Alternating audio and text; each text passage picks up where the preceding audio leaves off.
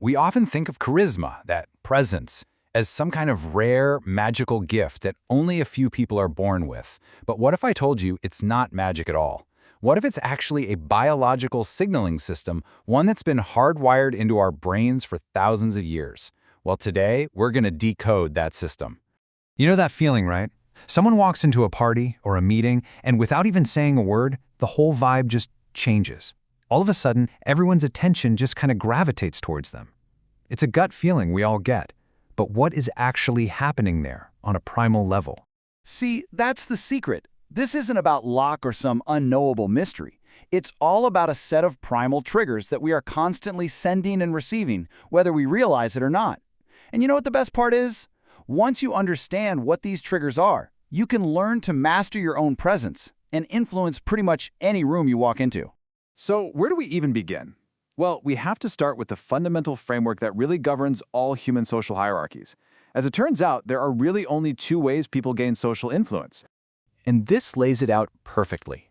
On one hand, you've got prestige. This is rank that is given to you by other people. It's all built on respect for your skills, your knowledge, and your willingness to help the group. But on the other hand, you have dominance. This is rank that is taken, usually through force or fear. One is about inspiring people to want to follow you, the other is about intimidating them so they have to.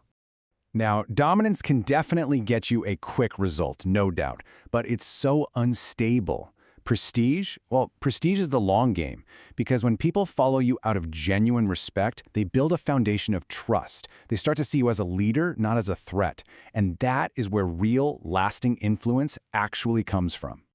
Okay, so let's say we've chosen our path, prestige. Now, how do we actually signal it?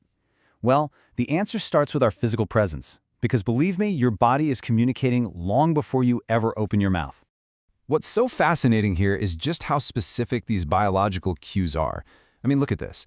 To signal prestige, which is all about warmth and high value, you keep your head tilted slightly up, you have a genuine symmetrical smile, and your posture is open and inviting.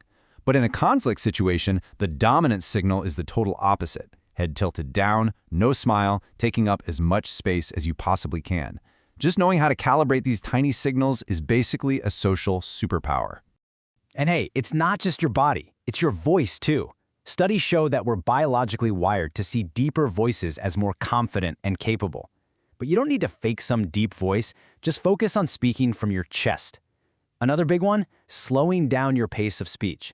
It instantly signals that you're calm and not nervous. And here's a simple but incredibly powerful trick. Use the other person's name. It's like a biological cheat code for building an instant connection. All right, so we've covered the external signals, the outside stuff. But the most powerful presence, the kind that really lasts, that comes from the inside. This is all about mastering your own internal state so that your nonverbals just become a natural extension of who you truly are. I want you to really think about this for a second. People are constantly testing each other. A lot of the time it's subconscious. A sarcastic comment, a pointed question, even an ignored text. They're all little probes looking for a reaction. How you respond to these tests? Well, it says pretty much everything about your social standing. This is just such a powerful metaphor, right? The alpha gorilla doesn't need to roar and beat his chest all the time. His power comes from his controlled, minimal reaction. He already knows his status, so he has absolutely nothing to prove. He can end a conflict with nothing more than a calm, steady gaze.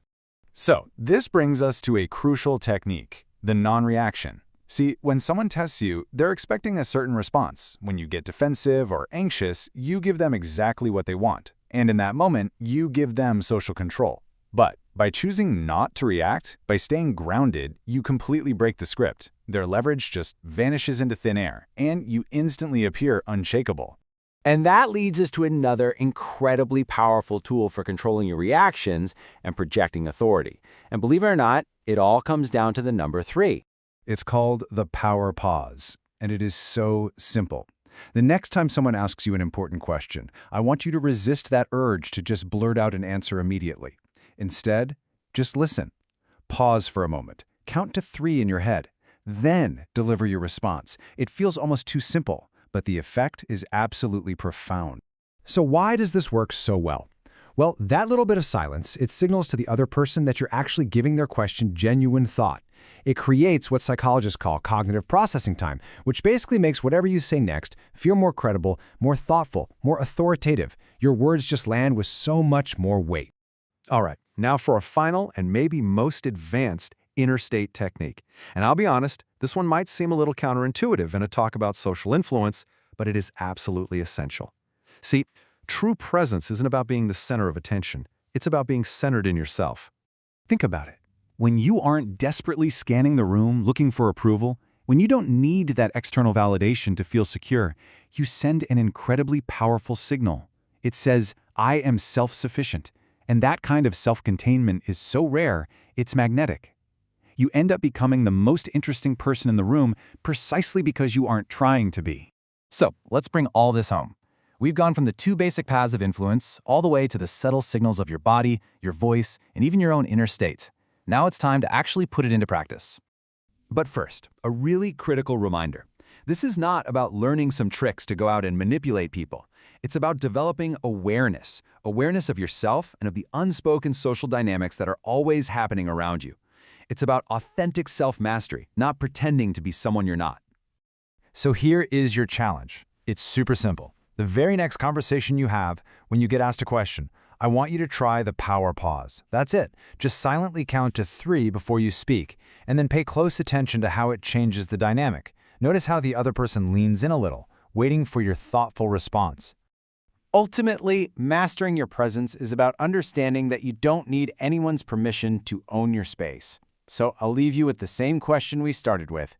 Think about a time you really felt that shift. What was that person doing? What signals were they sending? I'd love to hear your story.